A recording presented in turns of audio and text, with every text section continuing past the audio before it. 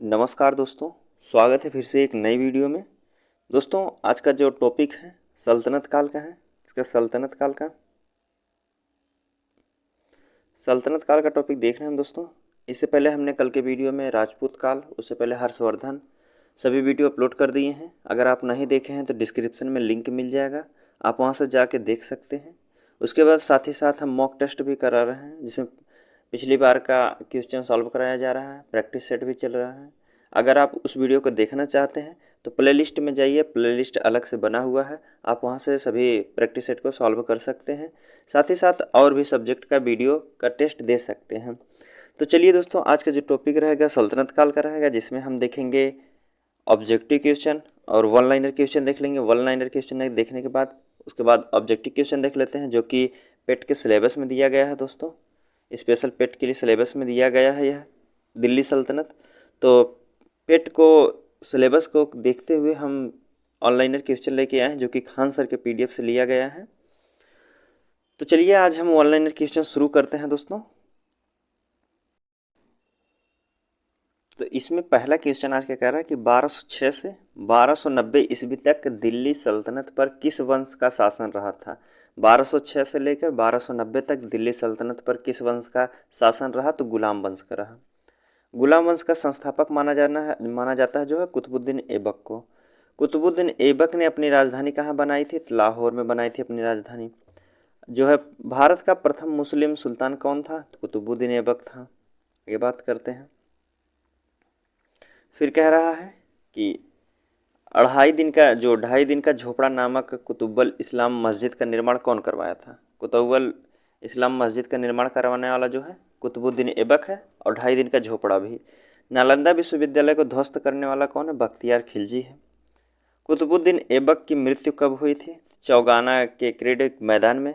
चौगाना एक खेल होता है चौगान, उसको खेलते समय इसका घोड़े से गिरने से मृत्यु हो गई थी कुतुबुद्दीन ऐबक की। बात करते हैं अगले क्वेश्चन की, जिसमें कह रहा है कुतुबुद्दीन ऐबक के बाद दिल्ली सल्तनत का शासक कौन बना था, तो आराम शाह बना था। पूछेगा कुतुबुद्दीन ऐबक के बाद दिल्ली सल्तनत का शासक कौन बना, तो आराम शाह बनता है। उसके बाद अगला क्वेश्चन इसमें पूछा है आराम शाह की हत्या 1211 ईस्वी में दिल्ली की गद्दी पर बैठा कौन कर रहा था। आराम शाह की हत्या करके 1211 ईस्वी में दिल्ली की गद्दी पर बैठा कौन बैठा, इल्तुतमिश जो है 1211 ईस्वी में आराम शाह की हत्या कर देता है, उसके बाद स्वयं गद्दी पर बैठता है। दिल्ली का प्रथम मुस्लिम शासक कौन था, प्रथम मुस्लिम शासक पूछे दिल्ली का, तो इल्तुतमिश था। ठीक, आगे बात करते हैं। कह रहे गुलाम वंश का गुलाम कहा जाता है। गुलाम वंश का गुलाम कहा जाता है इल्तुतमिश में, क्योंकि इल्तुतमिश जो है कुतुबुद्दीन ऐबक का गुलाम था, इसलिए गुलाम वंश का गुलाम कहा जाता है इल्तुतमिश को। बात करें इल्तुतमिश क्या था, इलबरी तुर्क का रहने वाला था। कहाँ का, तुर्क का। बात करें इल्तुतमिश ने लाहौर से राजधानी स्थानांतरित कहाँ की थी, तो दिल्ली किया था। पहले राजधानी जो थी दिल्ली सल्तनत की, वह लाहौर हुआ करती थी। उसके बाद यह राजधानी जो है दिल्ली लेकर आया कौन, इल्तुतमिश। तो पूछा इल्तुतमिश की मृत्यु कब हुई थी, तो इल्तुतमिश की जो मृत्यु हुई थी 1236 ईस्वी में हुई थी। कब, 1236 ईस्वी में। आगे बात करते हैं।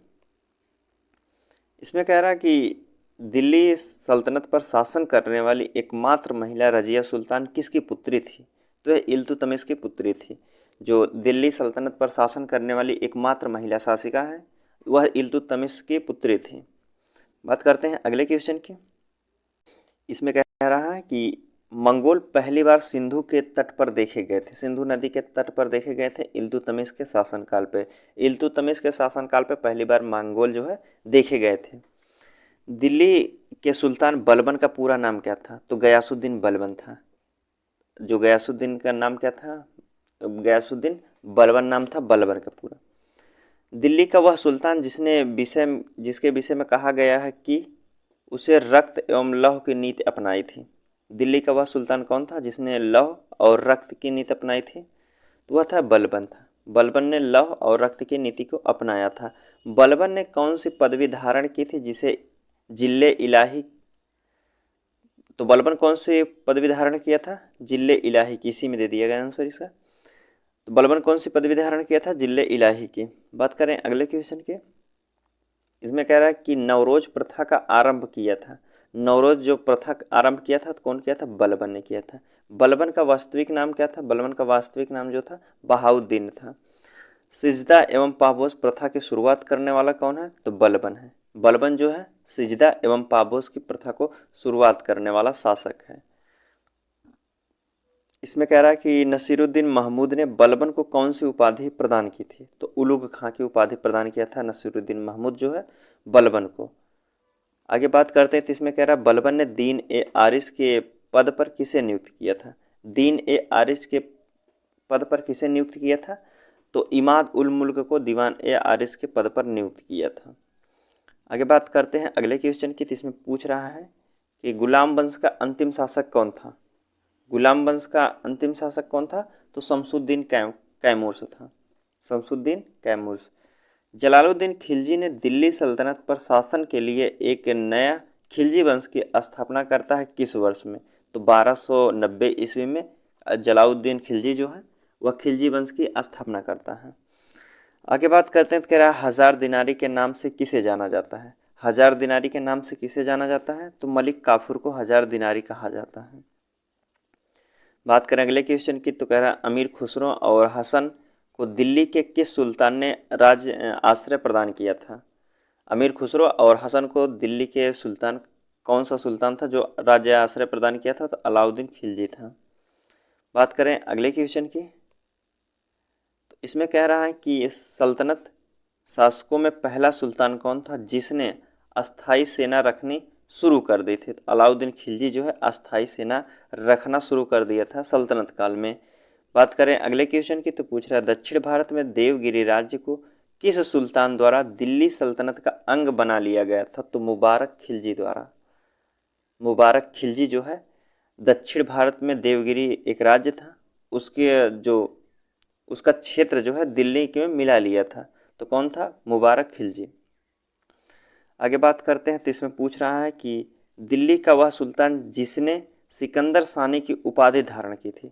सिकंदर सानी की उपाधि धारण करने वाला जो है अलाउद्दीन खिलजी है। ऑप्शन जो होगा अलाउद्दीन खिलजी हमारा उत्तर होगा। बात करते हैं तो इसमें कह रहा है कि अलाउद्दीन खिलजी के आक्रमण के समय देवगिरी का शासक था। देवगिरी शासक जो था रामचंद्र थे। जब अलाउद्दीन खिलजी आक्रमण करता है देवगिरी पर तो वहाँ के शासक जो थे रामचंद्र देव थे। मूल नियंत्रण पद्धति को पहली बार लागू कौन किया था? मूल नियंत्रण पद्धति को लागू करने वाला अलाउद्दीन खिलजी है। पूछा बाजार नियंत्रण पद्धति को लागू करने वाला कौन है? तो अलाउद्दीन खिलजी होगा। बाजार पद्धति और मूल नियंत्रण पद्धति को लागू करने वाला कौन शासक है? तो अलाउद्दीन खिलजी है।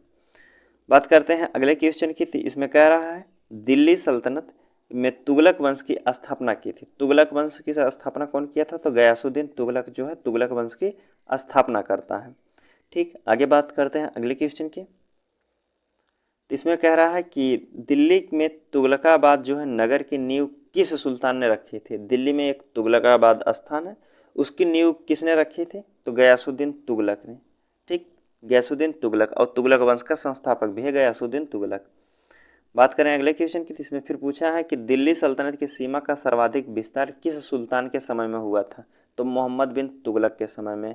मोहम्मद बिन तुगलक के समय में दिल्ली की सीमा का सर्वाधिक विस्तार हुआ था, यह अधिक क्षेत्रों को जीतता था।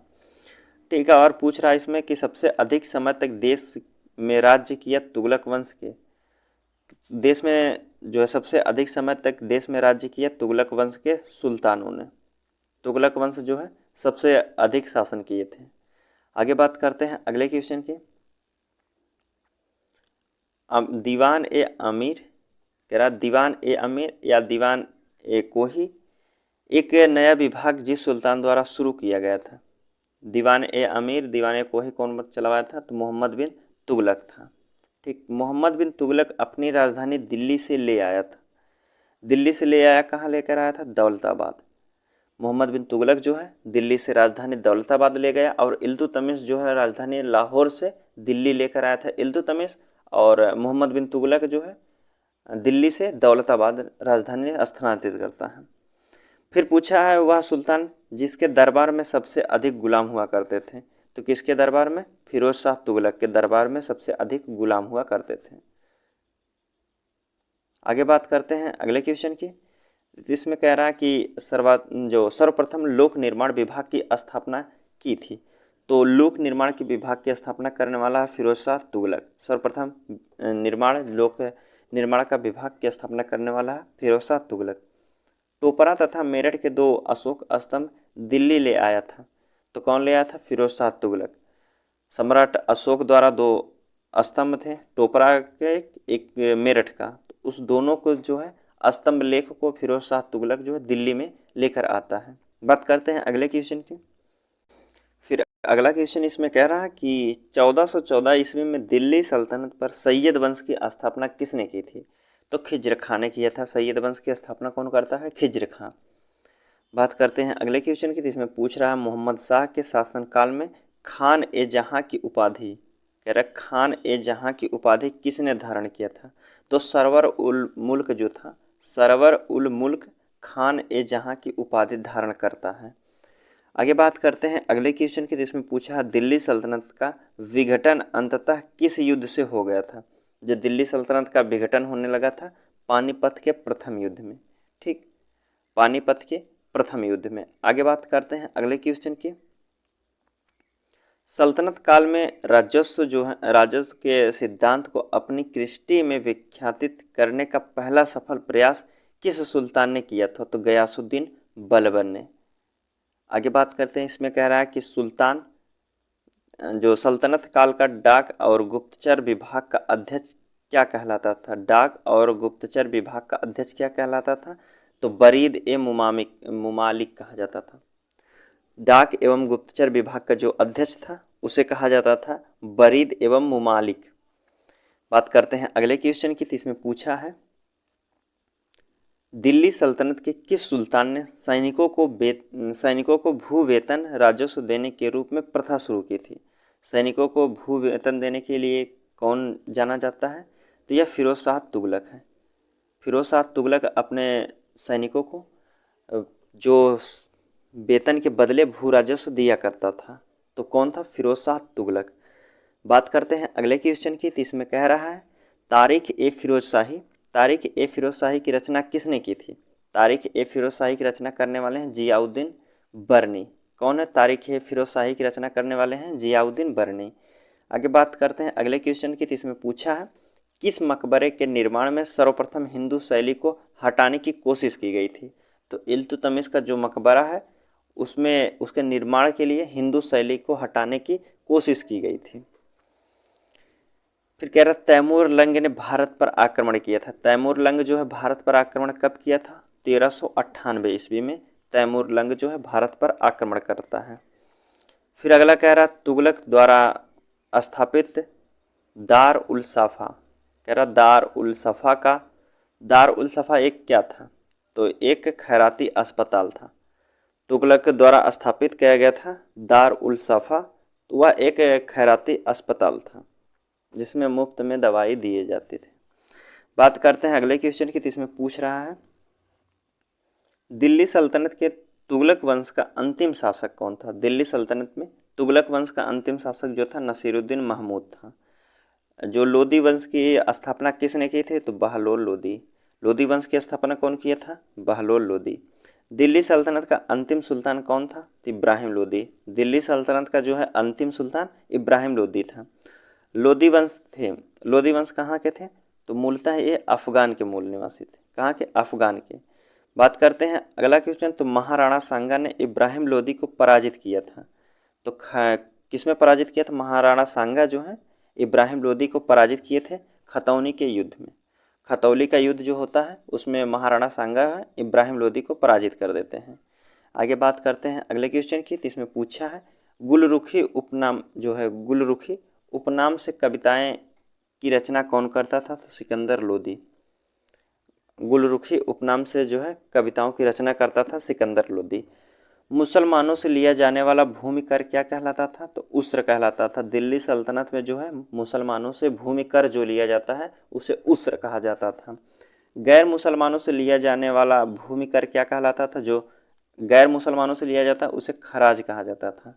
ठीक, और मुसलमानों से जो लिया जाता था टैक्स उसे उस्र कहते थे, और गैर मुसलमानों से लिया जाने वाला टैक्स को खराज कहते थे।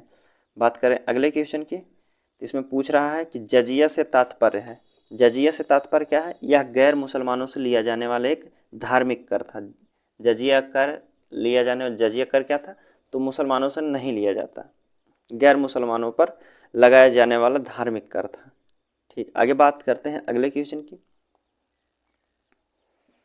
इसमें पूछ रहा है कि सल्तनत काल में प्रशासन की सबसे छोटी इकाई क्या थी? तो ग्राम थी। सल्तनत काल में सबसे छोटी इकाई कौन सी थी? तो ग्राम थी। आगे बात करते हैं, प्रमुख विभाग देख लेते हैं, उनसे संबंधित देखते हैं। पूछ रहा है सुल्तान दीवान ए मुफ्त खराज, इसकी स्थापना कौन किया था? सुल्तान दीवान ए मुफ्त खराज की स्थापना अलाउद्दीन खिलजी। दीवान ए कोहित मोहम्मद बिन तुगलक। दीवान ए अर्ज तो बलबन। दीवान ए बंदगान की जो स्थापना किया था फिरोज शाह तुगलक। दीवान ए खैरात की फिरोज शाह तुगलक। दीवान ए इस्तिहाक की फिरोज शाह तुगलक। फिरोज शाह तुगलक के जो दीवान ए बंदगान, दीवान ए खैरात, दीवान ए इस्तिहाक, यह तीनों जो हैं फिरोज शाह तुगलक ने किया। तो बलबन ने एक स्थापना किया था जो कि दीवान ए अर्ज। दीवान ए अर्ज की स्थापना कौन किया था? तो बलबन ने किया था। दीवान ए कोही की बात करें तो मोहम्मद बिन तुगलक, और दीवान ए मुफ्त खराज की बात करें तो अलाउद्दीन खिलजी। आगे बात करते हैं, इसमें कह रहा है कि महमूद गजनवी के भारत पर आक्रमण का उद्देश्य क्या था? जब महमूद गजनवी भारत पर आक्रमण किया था तो उसका उद्देश्य क्या था? तो वह मध्य एशिया में एक बड़े साम्राज्य की स्थापना करना चाहता था। धन की कमी हो जाने के कारण भारत पर आक्रमण करता है। तो महमूद गजनवी भारत पर क्यों आक्रमण करना चाहता था? तो मध्य एशिया में एक बड़े साम्राज्य की स्थापना करना चाहता था, जिसमें धन की कमी हो जाने के कारण जो है महमूद गजनवी भारत पर आक्रमण कर देता है, यहाँ से धन को लूट कर ले जाता है, वहाँ एक साम्राज्य की स्थापना करता है।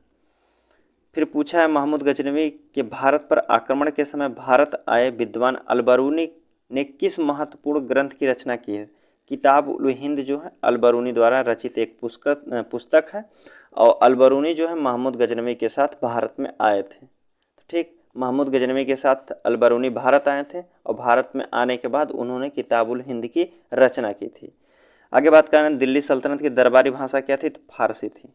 दिल्ली सल्तनत की जो दरबारी भाषा हुआ करती थी वह फारसी थी। ठीक, आगे बात करते हैं अगले क्वेश्चन की। इसमें पूछ रहा है आगरा नगर की स्थापना किसके द्वारा की गई थी? तो आगरा नगर की स्थापना की गई थी सिकंदर लोदी के द्वारा आगरा नगर की स्थापना की गई थी। वह दिल्ली का सुल्तान कौन था जिसकी मृत्यु जो है चौगान खेलते समय हुई थी? तो कुतुबुद्दीन ऐबक की जो मृत्यु हुई थी चौगान खेलते समय घोड़े से गिर जाने के कारण इसकी मृत्यु हो गई थी। कुतव्वल उल इस्लाम मस्जिद का निर्माण किसके द्वारा किया गया था? कुतव्वल उल इस्लाम मस्जिद का निर्माण करने वाला है कुतुबुद्दीन ऐबक। आगे बात करते हैं अगले क्वेश्चन की। इसमें पूछा है तराइन की पहली लड़ाई जो 1191 के बीच में हुई थी किसके बीच में? मोहम्मद गौरी और पृथ्वीराज चौहान के बीच में होती है 1191 में, पानीपत के प्रथम युद्ध।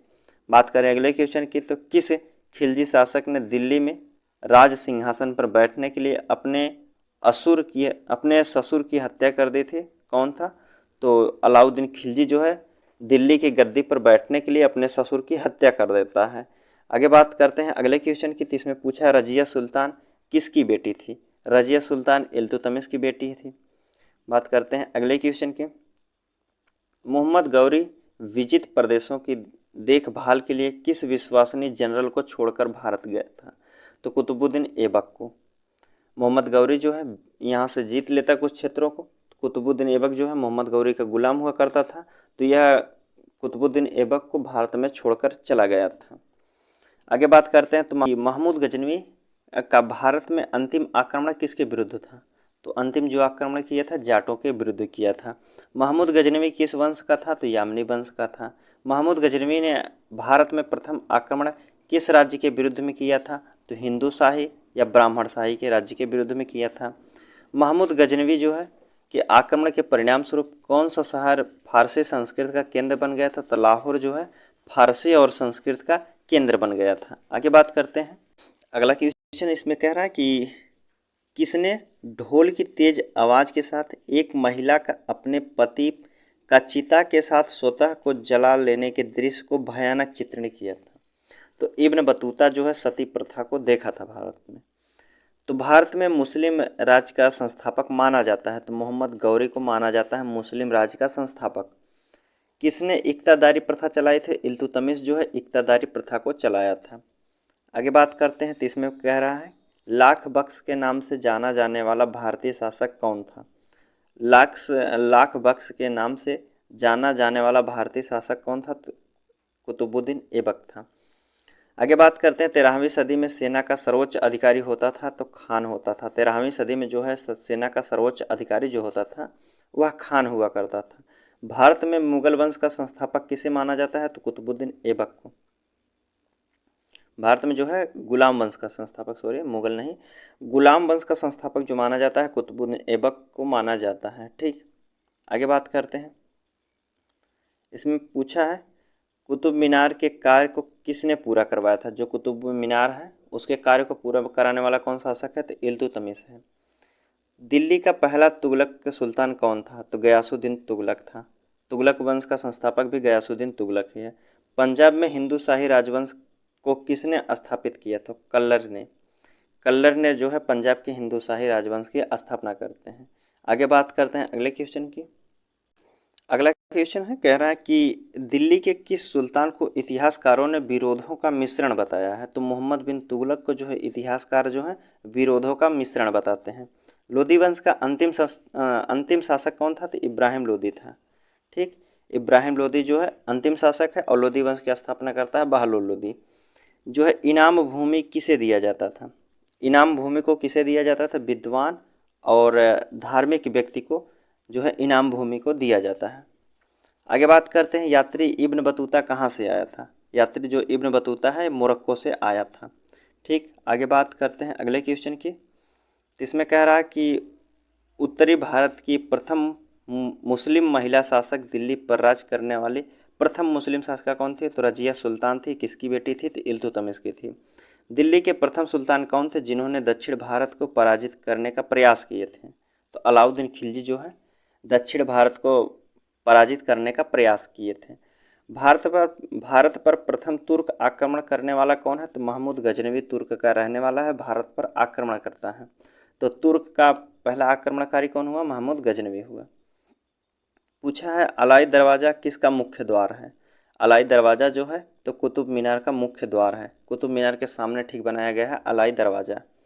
बात करते हैं अगले क्वेश्चन की। तो इसमें पूछा है कि कौन सा शासक जो है दास गुलाम राजवंश से संबंधित है? तो इल्तुतमिश जो है गुलाम कहा जाता है कुतुबुद्दीन ऐबक को। ठीक, गुलामों का गुलाम भी कहा जाता है इल्तुतमिश को। बात करते हैं दक्षिण अफ्रीका यात्री जो है दक्षिण अफ्रीका यात्री इब्न बतूता किसके शासनकाल में भारत आया था? तो मोहम्मद बिन तुगलक के साथ में इब्न बतूता भारत आया था। आगे बात करते हैं, तो महमूद गजनवी जो है महमूद गजनवी ने भारत पर कितनी बार आक्रमण किया था? तो 17 बार आक्रमण किया था महमूद गजनवी। किसने अपने आप को खलीफा घोषित किया था? अपने आप को खलीफा घोषित करने वाला है मुबारक शाह खिलजी। कौन था? मुबारक शाह खिलजी। आगे बात करते हैं, तो पूछा है लोदी वंश का संस्थापक कौन था? तो बहलोल लोदी है। लोदी वंश का संस्थापक कौन है? बहलोल लोदी है। और लोदी वंश का अंतिम शासक कौन है? तो इब्राहिम लोदी है। ठीक, आगे बात करते हैं अगले क्वेश्चन की। इसमें पूछा है कि भारतीय इतिहास में जो है बाजार नियमों या मूल्य नियंत्रण पद्धति की शुरुआत करने वाला कौन शासक है? तो अलाउद्दीन खिलजी है। मूल्य नियंत्रण और बाजार पद्धति को लागू करने वाला अलाउद्दीन खिलजी है। पूछा है कि राज्य के संबंध में उलेमा में दखल का विरोध किस सुल्तान ने किया था? उलेमा में दखल देने का विरोध किस सुल्तान ने किया था? तो अलाउद्दीन खिलजी है। तो 11वीं सदी में भारत का दर्पण किसे कहा जाता है? किताबुल हिंद को भारत का दर्पण कहा जाता था 11वीं सदी में। पूछा है वैदिक का जो युद्ध व हिंद का युद्ध होता है 1008 से 1009 के बीच में किसके बीच लड़ा गया था? तो महमूद गजनवी और आनंद पाल के बीच में लड़ा गया था वह हिंद का युद्ध, जो कि 1008 से 9 के बीच में होता है। बात करते हैं अगले क्वेश्चन की। इसमें पूछा है कि दिल्ली सल्तनत का वह प्रथम सुल्तान कौन था जिसने अस्थाई सेना रखी? तो अलाउद्दीन खिलजी जो है अस्थाई सेना रखा था। ठीक, आगे बात करते हैं, तो दिल्ली के सुल्तानों में किसने जो है तैमूरी शासक मिर्जा शाहरुख के अधिराज्य में अपना स्वीकार कर लिया था? अधिराज्य में आना स्वीकार कर लिया था तो कौन है? खिजर खां सैयद है। कह रहा है कि कौन गुलरुखी से उपनाम की कविताएं लिखा करता था। सिकंदर लोदी जो है गुलरुखी नाम से कविताएं लिखा करता है। आगे बात करते हैं अगले क्वेश्चन की। इसमें पूछा है भारत का वह पहला शासक कौन था जिसने मोहम्मद गौरी को पराजित किया था। तो सोलंकी शासक के भीमदूती जो थे मोहम्मद गौरी को पराजित किए थे पहली बार। मोहम्मद गौरी किस वंश का था? जो मोहम्मद गौरी है वह ससबनी वंश का शासक था, ससबनी वंश का शासक। अलाउद्दीन खिलजी के आक्रमण के समय देवगिरी का शासक कौन था? अलाउद्दीन खिलजी जब आक्रमण किया था उस समय देवगिरी का शासक थे रामचंद्र देव थे। बात करें अगले क्वेश्चन की। अगला पूछ रहा है कि तैमूर के आक्रमण के बाद जो है भारत के किस वंश का राज स्थापित हुआ? तैमूर के बाद जो है सैयद वंश का स्थापना होती है। किस सुल्तान के दरबार में सबसे अधिक गुलाम हुआ करते थे? तो फिरोज शाह तुगलक के समय में सबसे अधिक गुलाम हुआ करते थे। किस सुल्तान ने बेरोजगारों का रोजगार दिया था? बेरोजगारों को रोजगार देने वाला जो है फिरोज शाह तुगलक है। आगे पूछा है, इसमें कह रहा है किस सुल्तान ने फलों की गुणवत्ता सुधारने के लिए उपज किए थे? जो है फिरोज शाह तुगलक जो है फलों की गुणवत्ता को सुधार करने के लिए उपाय किया था। तो कौन था? फिरोज शाह तुगलक। नालंदा विश्वविद्यालय का विनाश करने का कारण क्या था? बख्तियार खिलजी का आक्रमण था। बख्तियार खिलजी का आक्रमण जो है नालंदा विश्वविद्यालय को ध्वस्त कर दिया था। आगे बात करते हैं तबकात ए नासरी के लेखक कौन है? तबकात ए नासरी के लेखक कौन है? मिनहाज उस सिराज है। कौन है? मिनहाज उज सिराज। आगे बात करते हैं अगला क्वेश्चन। अलाई दरवाज़ा का निर्माण किस सुल्तान ने करवाया था? तो अलाउद्दीन खिलजी जो है अलाई दरवाज़ा का निर्माण करवाता है, जो कि कुतुब मीनार का सामने का दरवाज़ा है। आगे बात करते हैं कुतुबुद्दीन ऐबक की राजधानी कहाँ हुआ करती थी? तो लाहौर में हुआ करते थे कुतुबुद्दीन ऐबक की राजधानी। आगे बात करते हैं अगले क्वेश्चन की। इसमें पूछा अलाउद्दीन खिलजी ने प्रसिद्ध सेनापतियों में किसकी मंगोलों के विरुद्ध लड़ते हुए मृत्यु हो गई थी? तो किसके? जफर खां की। जफर खां जो है मंगोल से आक्रमण करता है, उसमें इसकी मृत्यु हो जाती है। आगे बात करते हैं, पूछा है तौल की सबसे छोटी इकाई क्या थी? जो तौल की सबसे छोटी इकाई थी सल्तनत काल में तो रत्ती थी। ठीक, क्या हुआ करती थी? रत्ती। पूछा है प्रसिद्ध कवि जो है अमीर खुसरो दरबार में रहे थे। किसके दरबार में रहे थे? तो अलाउद्दीन खिलजी के दरबार में रहे थे अमीर खुसरो। कह रहा कि किसने सल्तनत काल में प्रचलित डाक व्यवस्था का विस्तृत विवरण दिया है? तो कौन? Ibn Battuta. इब्न बतूता जो डाक व्यवस्था को व्यवस्थित किया था। आगे बात करते हैं, तैमूर लंग है, पूछा है कि तैमूर लंग ने किस वर्ष भारत पर आक्रमण किया था? 1398 ईस्वी में तैमूर लंग जो है भारत पर आक्रमण करता है। पूछा है दिल्ली के किस सुल्तान शासक के निधन पर इतिहासकार बदायूनी ने कहा राजा को प्रजा से और प्रजा को अपने राजा से मुक्ति मिल गई? इतिहासकार जो बदायूनी है वह कहते हैं कि राजा को प्रजा से, प्रजा को राजा से मुक्ति मिल गई। कि इसके शासन के मृत्यु के बाद मोहम्मद बिन तुगलक की जब मृत्यु हो जाती है तब जो है बदायूनी जी लिखते हैं, कहते हैं कि राजा को अपनी प्रजा से मुक्ति मिल गई, प्रजा को अपनी राजा से मुक्ति मिल गई।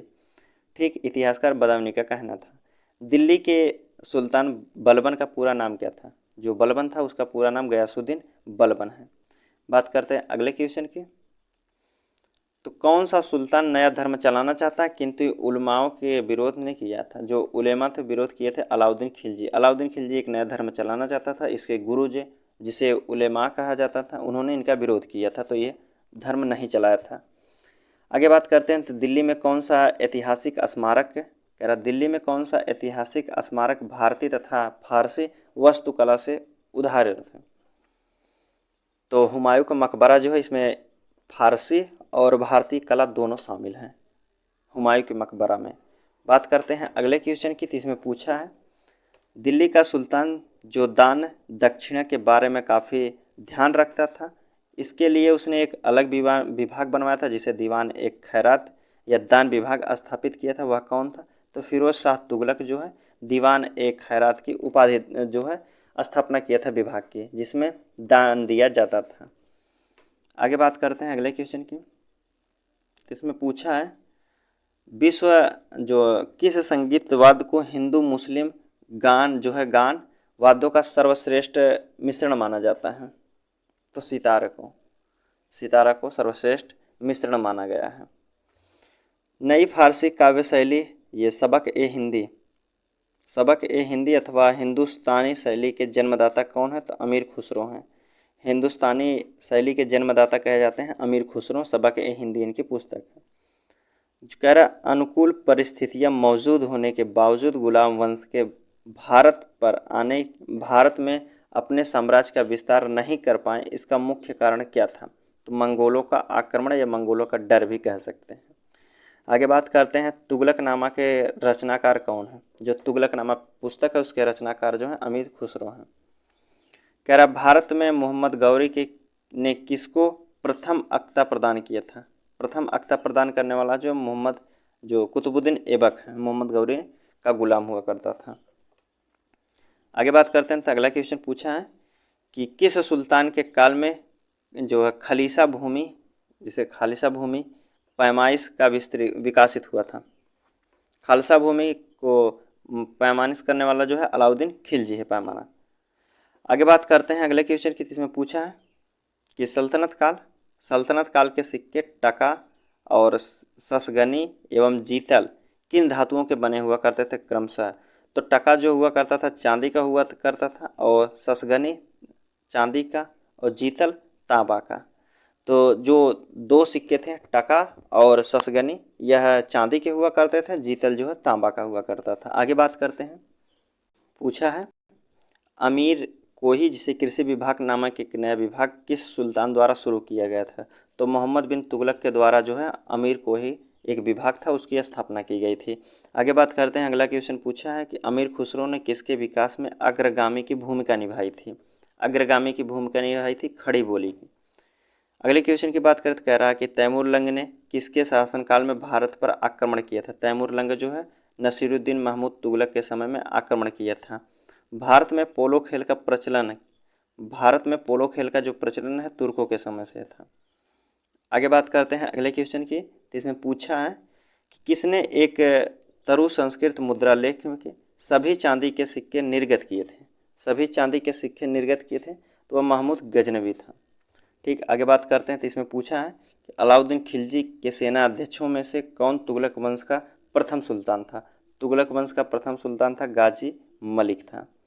आगे बात करते हैं जो है जवाबित था। जवाबित जो एक राज्य कानून हुआ करता था, सल्तनत काल में जवाबित एक राज्य कानून हुआ करता था।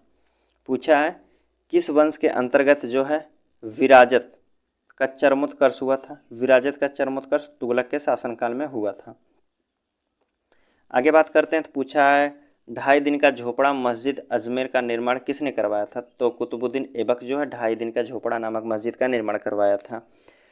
कौन अपने को ईश्वर का अभिशाप कहता था? ईश्वर का अभिशाप कहने वाला चंगेज खां ईश्वर को अभिशाप कहता था। कह रहा दिल्ली सल्तनत का पहला सुल्तान कौन था जिसने दोआब के आर्थिक महत्व को समझा था? इल्तुतमिश जो है दोआब के क्षेत्रों को आर्थिक महत्व समझा था। आगे बात करते हैं, इसमें कह रहा है कि दिल्ली सल्तनत के तुगलक राजवंश का अंतिम शासक कौन था? दिल्ली सल्तनत के तुगलक वंश का अंतिम शासक कौन था? तो नसीरुद्दीन महमूद शाह थे। कह रहा सल्तनत काल में फवाजिल का अर्थ क्या हुआ करता था? इक्तादारों द्वारा सरकारी खजाने में जो जमा की जाने वाली अधिशेष राशि थी उसे कहा जाता था फवाजिल। आगे बात करते हैं तो इसमें कह रहा दिल्ली का सुल्तान जो भारत में नहरों के सबसे बड़े जाल का निर्माण करने वाला प्रसिद्ध कौन था? तो फिरोज शाह तुगलक जो है भारत में जो है नहरों के सबसे बड़े जाल बिछाया था। आगे बात करते हैं तो कह रहा कि चंगेज खां के अधीन मंगोलों ने किसके शासनकाल में भारत पर आक्रमण किए थे? चंगेज खां के अधीन मंगोलों ने किसके शासनकाल में आक्रमण किए थे? तो इल्तुतमिश के। ठीक, आगे बात करते हैं तो पूछा है अपनी शक्ति को समेकित करने के बाद बलबन भव्य उपाधि धारण किया था किसका? तोता ए हिंद की उपाधि धारण करता है कौन? बलबन। आगे बात करते हैं तो पूछा है, कह रहा कि कौन से सुल्तान की मृत्यु तुगलकाबाद के लकड़ी से बने स्वागत भवन के गिरने का कारण हो गई थी? तुगलकाबाद में किसकी मृत्यु होती है? तो गयासुद्दीन तुगलक की। आगे बात करते हैं तो इसमें पूछा है नहर निर्माण कराने वाला दिल्ली का प्रथम सुल्तान कौन था? तो गयासुद्दीन तुगलक है। तो गयासुद्दीन तुगलक जो है नहर का निर्माण कराने वाला है। आगे बात करते हैं, अगला क्वेश्चन है लोदी वंश का सर्वाधिक शक्तिशाली सुल्तान कौन था? तो सिकंदर लोदी था। सिकंदर लोदी जो है लोदी वंश का सर्वाधिक शक्तिशाली था। कह रहा किसने भूमि मापने के लिए पैमाना जो है गज ए सिकंदरी का प्रचलन किया था। गज ए सिकंदरी का प्रचलन करने वाला है सिकंदर लोदी। किस मुस्लिम शासक के सिक्कों पर देवी लक्ष्मी की आकृति की गई है। देवी लक्ष्मी की आकृति किसके शासनकाल में की गई थी, तो मोहम्मद गौरी जो सिक्का चलाया था उसमें देवी लक्ष्मी की आकृति बनी थी एक। आगे बात करते हैं, अगले क्वेश्चन पूछा है रजिया बेगम। रजिया बेगम को सत्ताच्युत करने की विकास किसका हाथ था। क्या रजिया बेगम को सत्ताच्युत करने में किसका हाथ था, तो तुर्कों का था। आगे बात करते हैं, किस सुल्तान ने अपनी आत्मकथा फतुहात ए फिरोज शाही लिखी है। फतुहात ए फिरोज शाही लिखने वाला जो है फिरोज शाह तुगलक है। बात करें अगले क्वेश्चन की, तो इसमें पूछ रहा है दिल्ली के किस सुल्तान ने ब्राह्मणों पर भी जजिया कर लगा दिया था। ब्राह्मणों पर जजिया कर लगाने वाला फिरोज शाह तुगलक है। बात करते हैं अगले क्वेश्चन की कि ग्वालियर विजय के बाद इल्तुतमिश ने सिक्कों पर किसका अंकित करवाया था। ग्वालियर जीतने के बाद जो है इल्तुतमिश अपने पुत्री रजिया का जो है उसमें अंकित करवाता है। आगे बात करते हैं, नसीरुद्दीन महमूद के शासन में मुख्य काजी के पद पर कौन था। काजी के पद पर कौन था, मिनहाज उस सिराज थे। काजी के पद पर मिनहाज उस सिराज थे। बलबन का वास्तविक नाम था बहाउद्दीन बलबन। ठीक, बहाउद्दीन बलबन। आज का क्वेश्चन हम यहीं समाप्त करते हैं दोस्तों। ऑब्जेक्टिव क्वेश्चन जो है हम अगले वीडियो में देख लेंगे, क्योंकि वीडियो काफ़ी लंबा हो गया है। तो अगर दोस्तों पीडीएफ को डाउनलोड करना चाहते हैं तो डिस्क्रिप्शन में टेलीग्राम चैनल का लिंक दिया गया है, आप वहां से जाकर पीडीएफ को डाउनलोड कर सकते हैं। ठीक दोस्तों, अगले वीडियो में हम ऑब्जेक्टिव क्वेश्चन देख लेते हैं दिल्ली सल्तनत का। ठीक।